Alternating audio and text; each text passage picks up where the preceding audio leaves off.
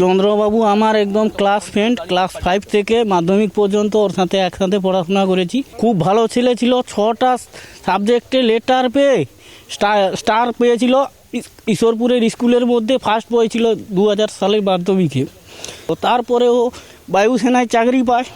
চাকরি পেয়ে চলে যাওয়ার পরে আর দেখাশোনা সেরকম আমার সাথে হয়নি। তারপরে আবার ঘুরে আসার পরে ও যখন তৃণমূল পার্টি করছিল, তখন ওর সাথে আমি একসাথে পড়ে, আমাদের গ্রামেরই ছেলে, একসাথে তৃণমূল পার্টি করি।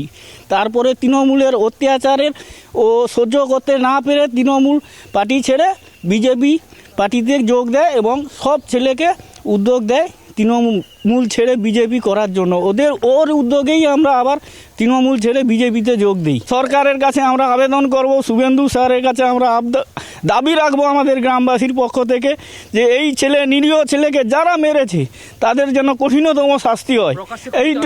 এই এবং প্রকাশ্যে আমরা যেন জানতে পারি যে ওই খুনিটাই আমাদের মেরেছে, ওই আমাদের বন্ধুকে আমাদের কাছ থেকে কেড়ে নিয়েছে। Brought to you by